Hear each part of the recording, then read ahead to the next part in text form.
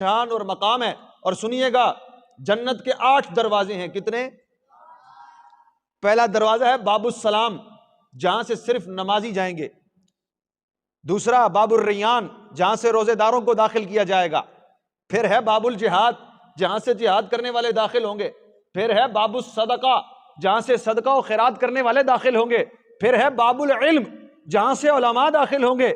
پھر ہے باب الذکر، جہاں سے ذاکرین اور صوفیاء داخل ہوں گے۔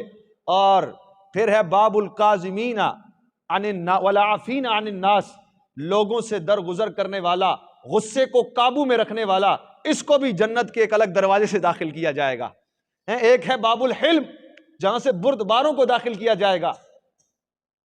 جو نمازی ہوں گے انہیں پکارا جائے گا باب السلام سے کہ نمازی اس دروازے سے داخل ہو جائے، روزے داروں کو باب الریان سے، بردباروں کو باب الحلم سے، علماء کو باب العلم سے، جہاد والوں کو باب الجہاد سے، صدقہ و خیرات کرنے والوں کو باب الصدقہ سے، غصے پر قابو کرنے والے، لوگوں کو معاف کرنے والوں کو باب الکاظمین والعافین عن الناس سے داخل کیا جائے گا۔ سیدنا صدیق اکبر رضی اللہ تعالی عنہ نے عرض کی، یا رسول اللہ صلی اللہ علیہ وسلم، ایسا کون سا شخص ہوگا جس کو 8 دروازوں سے بلایا جائے گا؟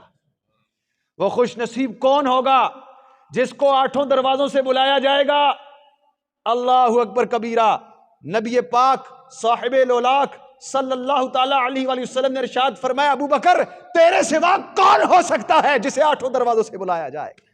تیرے سوا ہو کون سکتا ہے جسے 8 دروازوں سے بلایا جائے گا؟ یہاں ایک سوال پیدا ہوتا ہے کہ جسے باب السلام سے بلایا جائے گا، جس نمازی کو باب السلام سے بلایا جائے گا، وہ روزے بھی، تو کیا پتا وہ روزے بھی رکھتا ہو، تو کیا اسے باب الریان سے نہیں بلایا جائے گا؟ جو نماز پڑھتا ہے وہ روزہ بھی رکھتا ہوگا، صدقہ و خیرات بھی کرتا ہوگا، تو کیا صرف اسے باب السلام نمازی والے دروازے سے بلایا جائے گا؟ نہیں، بلکہ اس کا مطلب یہ ہے کہ کوئی شخص نماز بھی پڑھتا ہو، روزے بھی رکھتا ہو، صدقہ و خیرات بھی کرتا ہو، علم والا بھی ہو، حلم والا بھی ہو، ساری صفات پائی جاتی ہوں، لیکن بلانے کا طریقہ کار یہ ہوگا کہ باب السلام سے نمازی کو اس لیے بلایا جائے گا کہ وہ نماز سے سب سے زیادہ پیار اور محبت کرنے والا ہوگا۔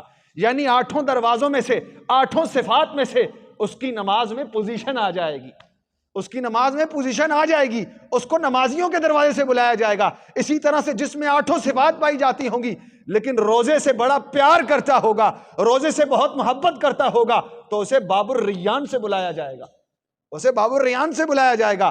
یہ ترتیب ہوگی۔ اور ابو بکر کون ہیں کہ جنہیں 8 دروازوں سے بلایا جائے گا؟ کیونکہ جب باری نماز کی آ جائے، معاملہ نماز کے آ جائے، تو پہلا نمبر ابو بکر کا نظر آتا ہے۔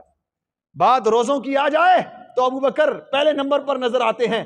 اللہ کی راہ میں مال دینے کی معاملہ آ جائے تو ابو بکر پہلی صف میں نظر آتے ہیں، اور اللہ کی راہ میں لڑنے کا معاملہ آ جائے تو بھی ابو بکر پہلی صف میں نظر آتے ہیں۔